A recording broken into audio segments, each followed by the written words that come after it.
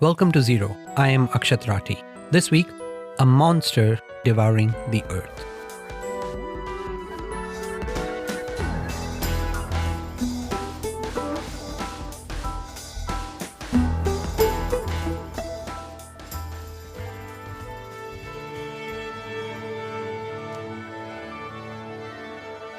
A couple of weeks ago, I was invited to the Barbican Centre to see the London premiere of a piece of music called unEarth, exploring the climate crisis. Habitat fragmentation, fragment. It's an oratorio which uses an orchestra, singers, and narration to tell a story. In this case, it involved the BBC orchestra alongside a soprano, a men's choir, and a young person's choir.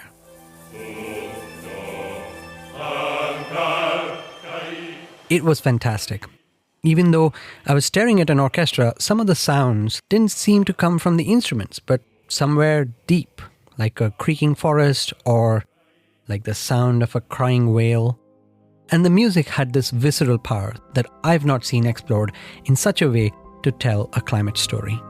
So I wanted to find out more about the piece, the music, and the name, unEarth.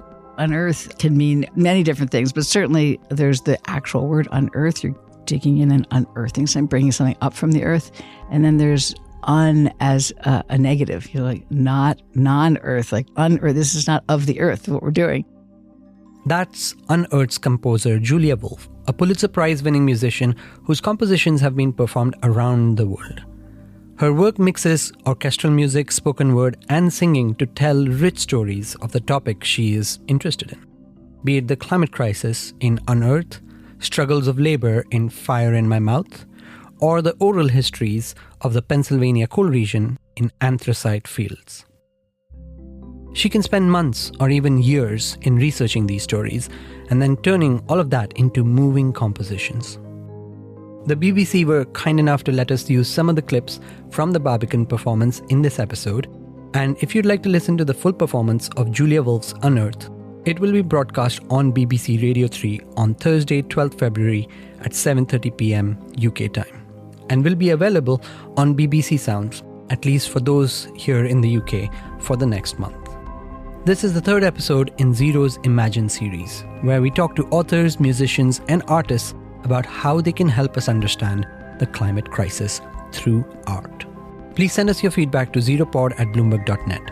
Here's my interview with Julia Wolfe.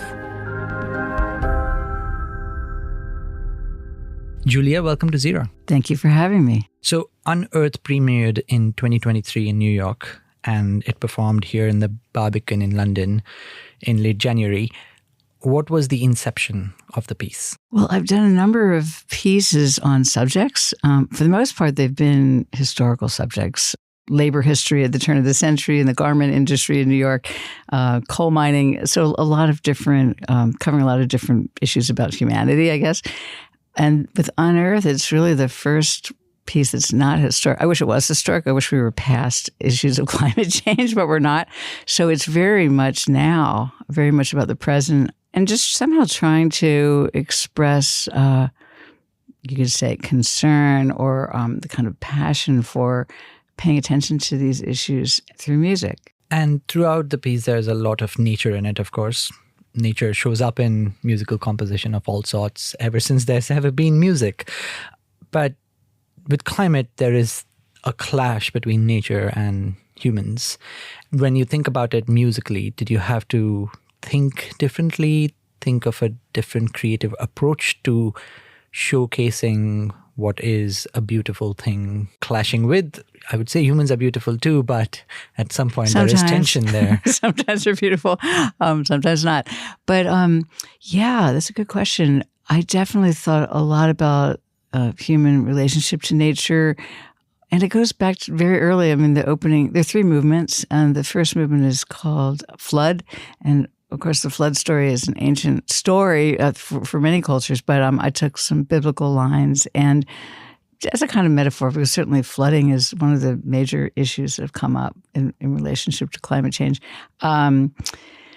So we start with a very early human response to nature, which is the flood. You know, a lot of these ideas do evoke musical worlds. So, for example, in Flood, you really hear it kind of surging in a way I've never written before, these kind of waves of sound. And that's just kind of a response to, well, what is that experience of a flood? I've never been in a flood. Certainly read about them. But so you get things like that. And then in the second movement, which is called Forest, that came from reading a lot about the incredible interconnectedness, an ecosystem of a forest. It's quite beautiful and quite remarkable, the way that trees communicate with each other, literally like underground, sending signals. And so that's the happy movement, I'd say, just kind of a celebration of what that is. And it's so much fun being very literal. Like there are things that the strings are doing, the orchestral strings, that sound like that creaking sound when you walk through a forest. I'm not even sure what is going on with the trees when they do that, but it's a kind of like a, it's very subtle. You walk through it. I don't think they're cracking, but somehow when they're swaying, this creak happens. And it sounds pretty close, with the violins and the cellos. And so there's some literal things, and then there are more magical things that almost seem like little fairy elf sounds with harmonics. And so some of those are very literal references. And finally, when we get to the third movement, which is the last movement, where it's a little more directly drawing from the language and the terminology of climate change. Just having fun with these words like restoration, animal migration, a lot of Asians in that. But so kind of rhythm of these terms, some very, very dark and scary, and some of the solutions more positive words that are. So there's other language in it as well, but that's a little less nature oriented. That one is a little bit more protest in a way. Well, I want to come to the three different parts and jumped. No, and walk through some of the musical bits as well. But so maybe we can start with the aim of bringing flood at the start.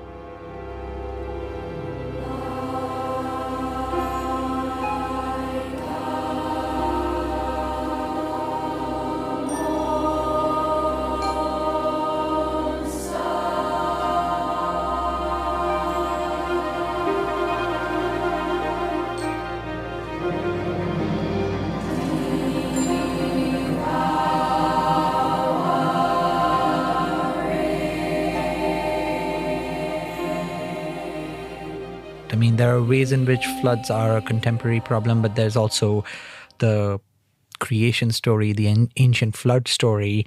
And in the biblical sense, these are things that happen to people, and you can't do very much about it because the force of nature is such. But with climate, there is agency that we have. So, why start at a moment of essentially stripping a listener of a feeling of agency?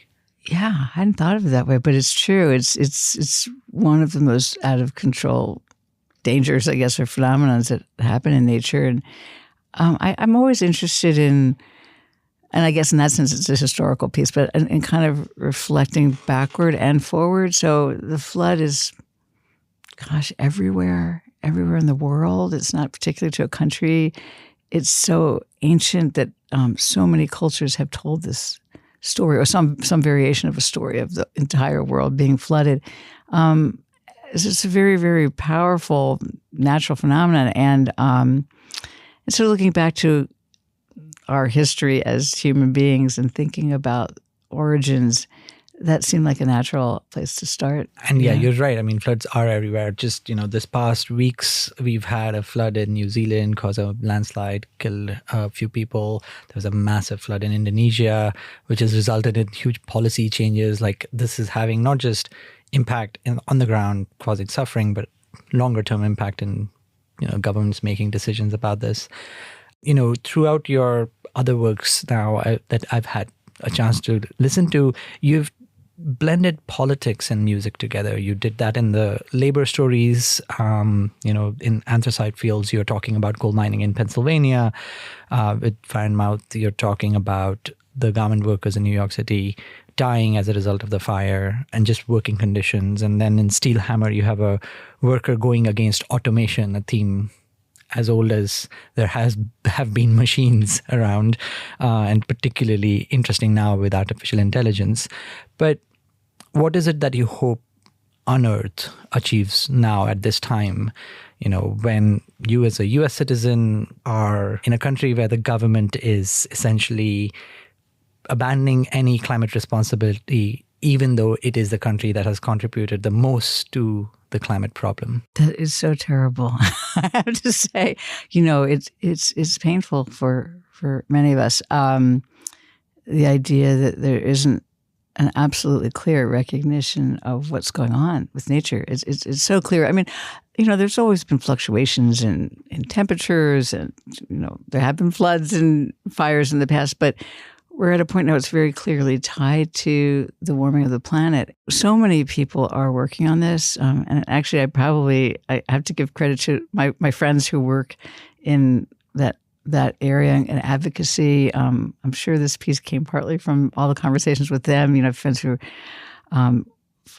encourage alternative transportation, and one friend who's involved in investing in alternative energies. And so it's in my consciousness for as long as I can remember. But it's a lot of hard work, and it's also so hard when it's an upward battle, when you don't have that recognition from the top. So everyone coming up from the bottom has to work even harder and connect to all the other people who are very, very conscious of this. I think certainly other countries are much more aware and are recognizing that everyone has to make the difference. It's an infrastructure issue. Sure, individual carbon footprint is important, but I think it's really how you can't make change without the infrastructure that changes.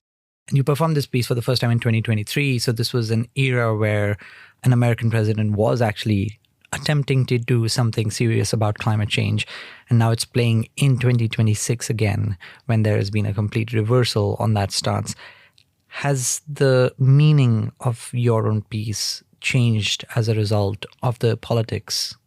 Well, that's a really fascinating thing, that how everything changes. In all these pieces, they feel so different in different eras. Certain lines that are sung. I was thinking about another piece called Her Story, which is about women and equality. And there's a line Abigail Adams had written to her husband, John Adams, saying, do not put unlimited power into the hands of husbands. All men would be tyrants if they could. Well, okay, she wrote that in 1776, very interesting line for that time period, but it has very different resonance today. So that's a different piece. But so in this piece, the issues are just as present now as they were before, and hopefully they won't continue to be. So, hopefully we'll solve some of these issues. But there's always for me, a very interesting reflection of the past and the present, and also in a way interfacing with the future as well. Like that your response changes according to what's going on in the world at that moment. And that's kind of beautiful, because it's a very alive relationship to the music. It should change. It's not stuck in time. Now let's listen to another clip, and we can talk a little more about the second movement.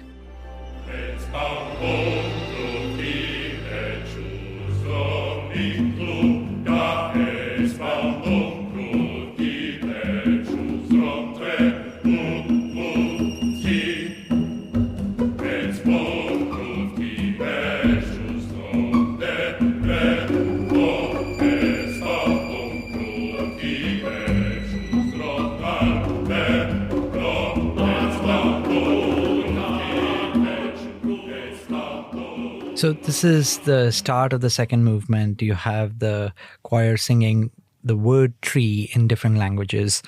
The paid, which is my mother tongue, Hindi, was pronounced right. And I was like, I see it. I'm sure everything else is perfect. And it's sort of trying to represent the point of the ecosystem here. And it's then followed by excerpts from Emily Dickinson's poem, Who Robbed the Woods? Then I'll just read out the words so the listener has them. Who robbed the woods, the trusting woods, the unsuspecting trees, brought out their burrs and mosses, his fantasy to please. He scanned their trinkets, curious. He grasped, he bore away. What will the solemn hemlock, what will the fir tree say? Why have that particular poem? Yeah, that was it's kind of sometimes you have these magical moments where you just come across something. And with all these pieces, I'm developing text in a very free way. You could say I'm the librettist or I write the text, but actually I'm really like a hunter-gatherer. And as I'm reading, I come across things. And I think the idea of the word tree in different languages just struck me as a way to emphasize the global nature of this issue, that it's not in one place and it's, wealthy nations, poor nations, everyone, particularly poor nations actually, are feeling this. And then somehow I came across the Emily Dickinson poem. I'm a big fan of her poems in general, but I hadn't known this one. It's kind of a hidden one. It's not so known. And just amazing, this also very early recognition of development. This is a metaphor in a sense because it's like a bird coming and taking from nature, but the bird is part of nature as well. But it's a metaphor for cutting down forests. I mean, kind of moving in and developing land as opposed to leaving nature. And it just arrived magically on my doorstep in a way. And so it seemed like a really nice way to thread in this question of what the heck are we doing? And that's sung by the soprano soloist. So there's a men's choir, which is a very warm, low sound. And then she's kind of this singular sailing voice. And so she gets to sing the Emily Dickinson.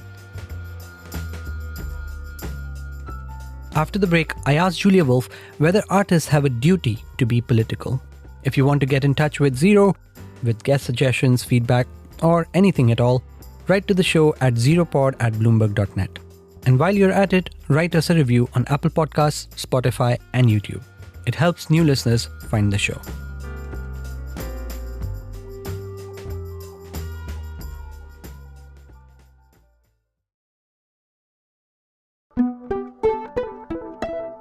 I had a question which is, from a musical standpoint, you could do a lot of this just with music, but throughout your works, you've chosen to have words and use the words in musical ways to get something across.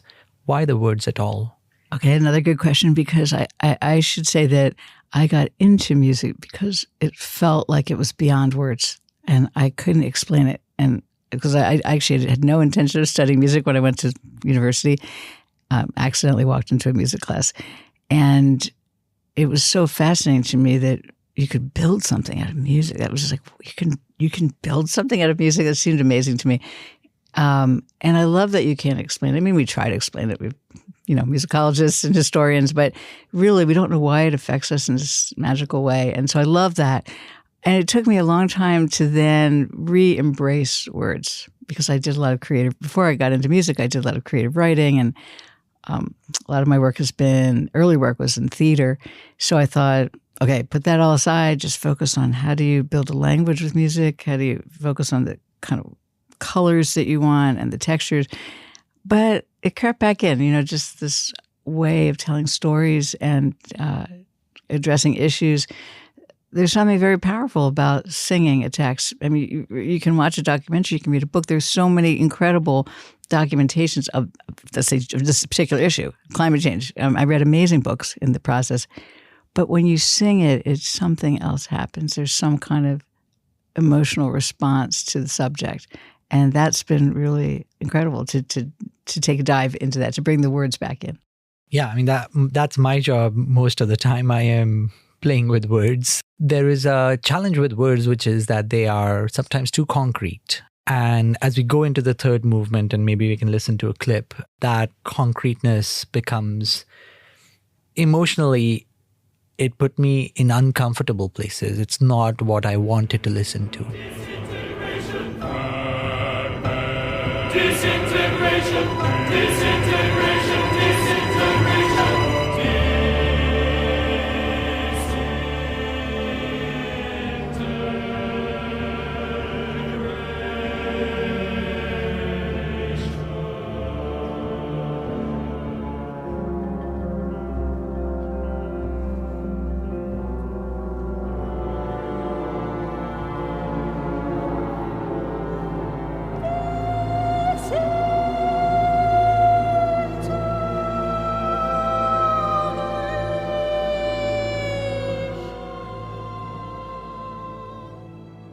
So you can hear the soprano there, and of course you can hear the first bits of the words there, which are habitat fragmentation, disintegration, devastation, which are sung by adults.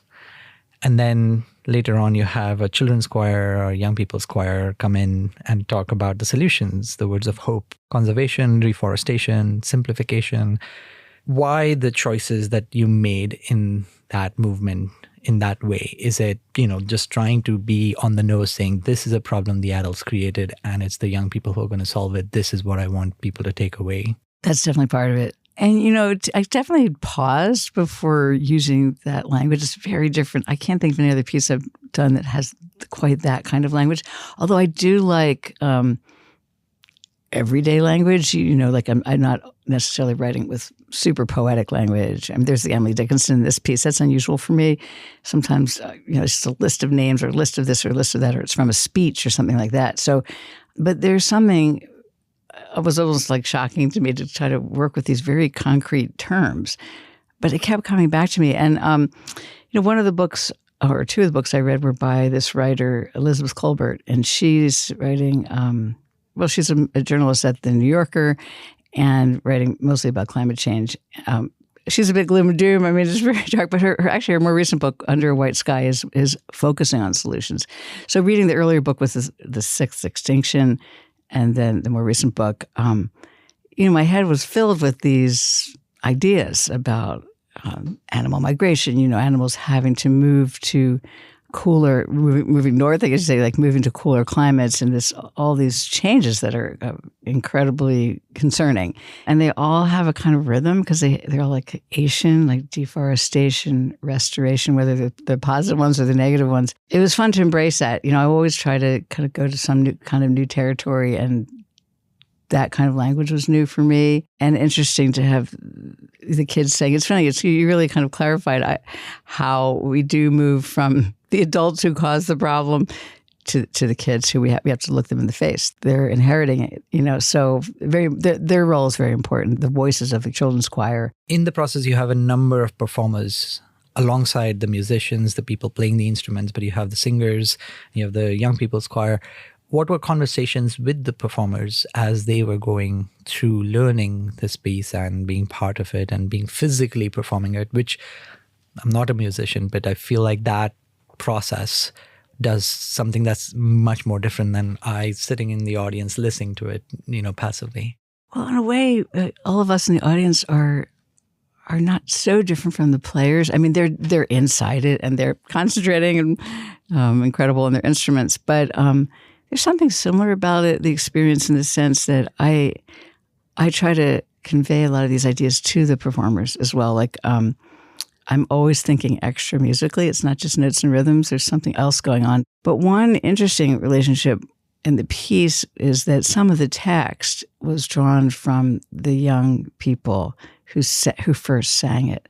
So when I was building the piece, the director and I, Annie Kaufman, stage director, we went to the Young People's Chorus in New York City, and we gave them a series of questions, and we had their conductor, their leader, kind of pose these questions to them. And some of the text was just so amazing that came out from these interviews that it's in the piece. And the piece starts with a line that one of the kids said, which was, like a monster devouring the earth, tell everyone they may not listen. And I was just, okay, that's we're starting with that, and then the last line of the piece, hope requires action. Also very literal. It's like shockingly literal to me, but well, that's where we're ending. We want to have hope, we have to have action. We want to have action, you have to have hope. But that came from, like a 10-year-old. So that's really special to me that they contributed and their voice is a part of it. There's some text in the middle also from the kids, but it was a fruitful gathering when, asking them those questions and getting some pretty amazing answers. Music has also been used as a political tool. And, I listened to this recent long podcast series that was done about a Nigerian artist named Fela Kuti. And he essentially created a political movement out of the music to try and deal with the oppressive Nigerian government, and even looking to run for president of Nigeria at one point. So there there is power to music that can be taken to quite an extreme political power as well. With the end of the piece where you go, hope requires action, you are making a call to action. But what is it that you hope music can create for this climate movement?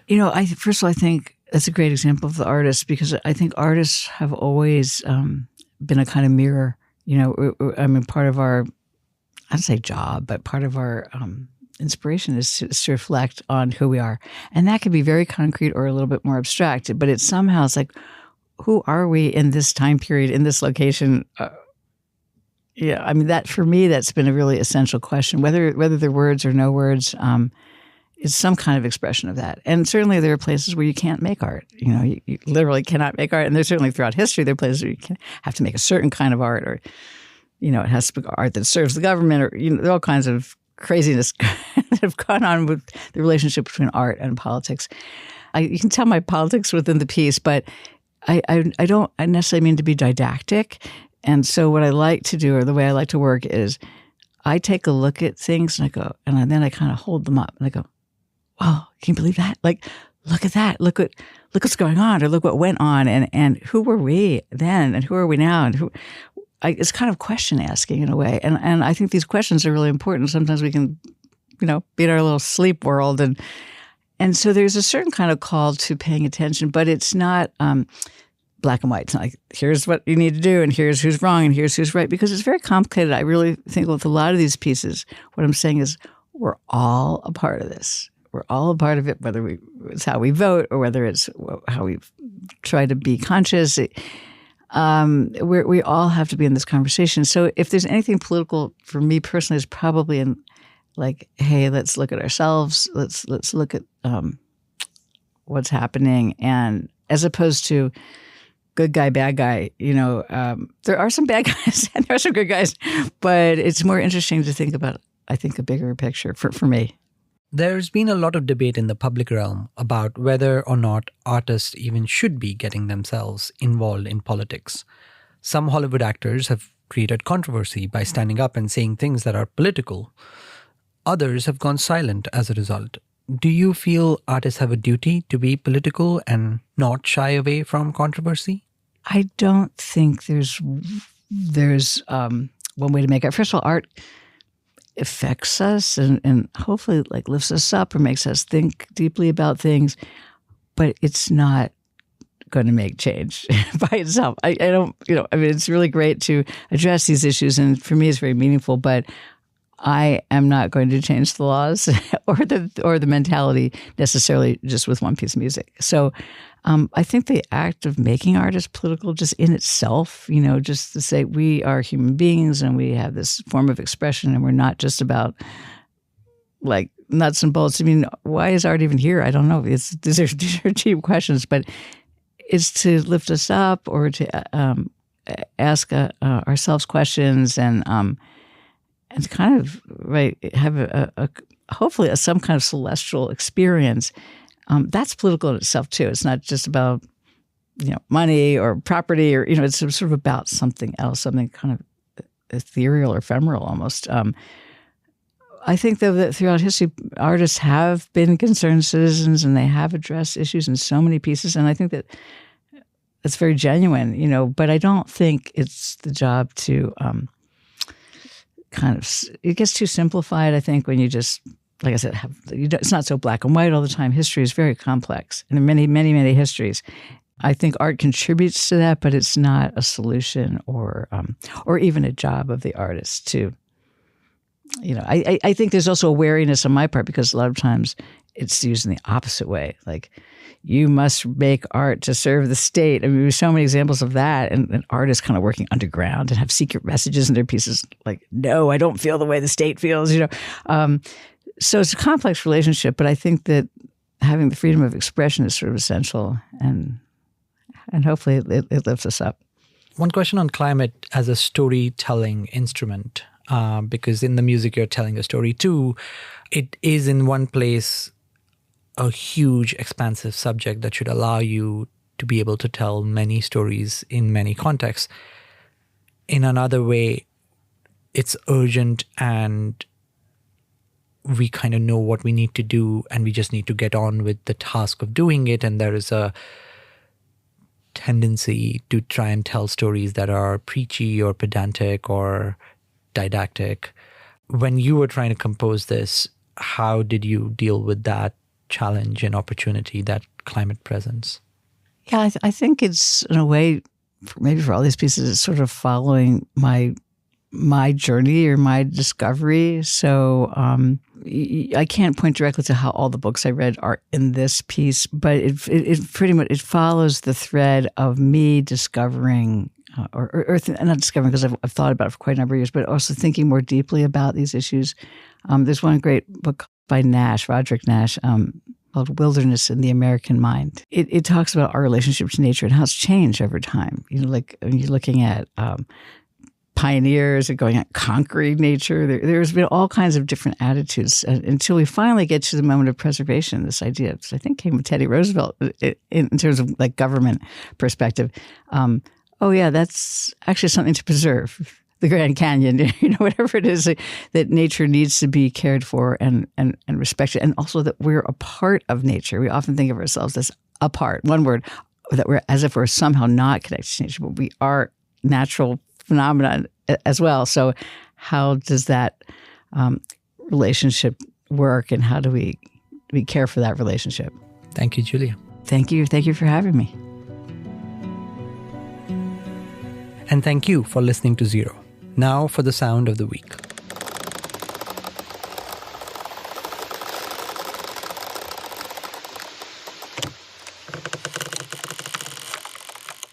That is the sound of trees creaking in the wind, one of many sounds that inspired Julia Wolfe. If you enjoyed this episode and would like to listen to the full performance of Julia Wolfe's unEarth, it will be broadcast on BBC Radio 3 on Thursday, 12th February at 7:30 p.m. UK time. And it will be available for at least those in the UK on BBC Sounds for the next month. This episode was produced by Oscar Boyd. Our theme music is composed by Wonderly. Special thanks to Anne McKay, Joe Hawkins, Olivia Rudgard, Sommer Sadi, Laura Milan, and Sharon Chen. I'm Akshat Rathi, back soon.